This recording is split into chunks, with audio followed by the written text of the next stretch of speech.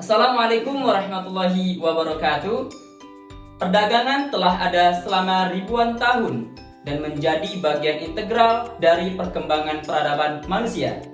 Pada awalnya, perdagangan dilakukan melalui pertukaran barang dan barang, atau biasa kita kenal dan biasa kita sering dengar dengan sebutan barter. Tapi seiringnya waktu berjalan, uang menjadi medium umum untuk perdagangan. Dalam dunia bisnis dan teknologi modern, informasi memiliki nilai ekonomi yang sangat besar. Salah satu bentuk informasi yang sangat berharga adalah rahasia dagang. Kata rahasia dagang asing kita dengar dan tidak semua orang tahu tentang rahasia dagang tersebut.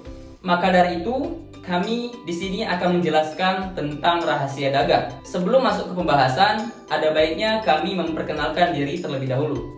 Hai semuanya, perkenalkan saya Kurniawan, NPM 2135004, beserta rekan saya. Yang pertama ada Efria Anggara, yang kedua ada Lukmanul Hakim, yang ketiga ada Mizaki Anugrah Hidayat, dan yang keempat ada Saputra Wijaya. Kami akan membahas tentang rahasia dagang, yang dalam kesempatan kali ini akan disampaikan langsung oleh rekan saya bernama Efria Anggara. Kepada Efria Anggara, kami persilahkan. Rahasia dagang. Rahasia dagang adalah sebuah informasi yang tidak diketahui oleh umum, baik di bidang teknologi atau bisnis, dan memiliki nilai ekonomi karena berguna dalam aktivitas usaha. Informasi ini dijaga ketat oleh pemiliknya dan perlindungannya diatur oleh hukum. Rahasia dagang memiliki peran penting dalam menjaga daya saing perusahaan dan membantu mereka meraih keunggulan di pasar. Dalam konteks ini, kelompok 1 mata kuliah kewirausahaan memahami pentingnya rahasia dagang dan ingin membagikan pengetahuan ini kepada masyarakat. Dasar-dasar hukumnya adalah Undang-Undang Nomor 30 Tahun 2000 dan syarat-syarat informasi yang dapat dikategorikan sebagai rahasia dagang adalah 1. Bersifat rahasia, di mana informasi tersebut hanya pihak tertentu yang mengetahuinya. Selanjutnya, yang kedua yaitu mempunyai nilai ekonomi, di mana sifat kerahasiaan informasi tersebut dapat digunakan untuk melakukan aktivitas usaha yang bersifat komersial atau dapat meningkatkan profit keuntungan secara ekonomi. Dan yang ketiga yaitu dijaga akan kerahasiaannya.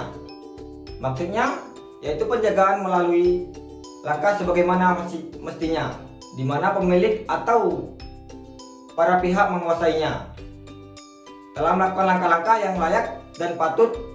Contohnya ada prosedur baku dalam ketentuan perusahaan yang menetapkan orang yang bertanggung jawab dalam menjaga kerahasiaan tersebut. Selanjutnya, lingkup perlindungan rahasia dagang yang akan dilanjutkan oleh rekan saya yang bernama Lukmanul Hakim. Kepadanya, kami persilakan. Lingkup perlindungan rahasia dagang. Apa saja sih yang masuk di dalam ruang lingkup perlindungan rahasia dagang itu?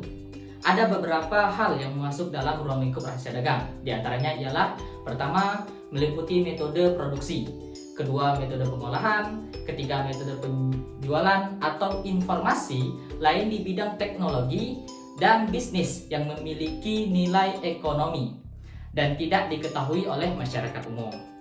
Trade secret atau rahasia dagang memiliki waktu yang tidak terbatas. Jangka waktu dari trade secret itu sendiri tidak terbatas sepanjang pemilik hak menjaga kerahasiaannya. Cara untuk menjaga trade secret atau kerahasiaan dari suatu perusahaan dapat dilakukan dengan dua metode. Yang pertama ialah perjanjian kerja, yaitu sebuah metode perjanjian yang mengatur kewajiban pegawai perusahaan untuk melindungi rahasia dagang pemilik perusahaan. Yang kedua ialah perjanjian lisensi, yaitu sebuah perjanjian yang dibuat oleh franchisor guna memberikan hak kepada franchisor untuk menggunakan rahasia dagang si franchisor. Adapun perjanjian lisensi ini akan memiliki kekuatan hukum apabila didaftarkan ke Ditjen Kemenkumham. Bagaimana pelanggaran rahasia dagang itu bisa terjadi sih? Ada beberapa faktor yang menyebabkan pelanggaran rahasia dagang dapat terjadi. Faktor pertama, seseorang dengan sengaja mengungkapkan rahasia dagang, mengingkari kesepakatan, atau mengingkari kewajiban baik secara tertulis maupun tidak tertulis untuk menjaga rahasia dagang yang bersangkutan. Yang kedua, seseorang memperoleh atau menguasai rahasia dagang dengan cara yang tidak semestinya atau bertentangan dengan peraturan perundang-undangan yang telah berlaku. Oke, untuk materi selanjutnya akan dilanjutkan oleh rekan saya, Mizarki Anugrah Hidayat. Baiklah, di sini saya akan menjelaskan tentang prosedur perlindungan. Untuk memperoleh perlindungan rahasia dagang atau trade secret, kita tidak perlu mengajukan pendaftaran. Hal ini dikarenakan undang-undang sudah secara langsung melindungi trade secret tersebut, kecuali lisensi trade secret yang telah diberikan. Lisensi trade secret ini dicatatkan ke Ditjen HKI Kemenkumham. Dan pembahasan selanjutnya, hak rahasia dagang. 1. Menggunakan sendiri rahasia dagang yang dimilikinya. 2. Memberikan lisensi kepada atau melarang pihak lain untuk menggunakan atau mengungkapkan rahasia dagang tersebut. Penjelasan selanjutnya, pelanggaran dan sanksi trade secret. Pelanggaran dan sanksi Pasal 17 Undang-Undang Rahasia Dagang mengatur tentang ketentuan pidana bagi pelanggar trade secret. Barang siapa dengan sengaja dan tanpa hak menggunakan rahasia dagang pihak lain atau melakukan perbuatan sebagaimana maksud dalam pasal 13 atau pasal 14 dengan pidana penjara paling lama 2 tahun dan atau denda paling banyak 300 juta rupiah.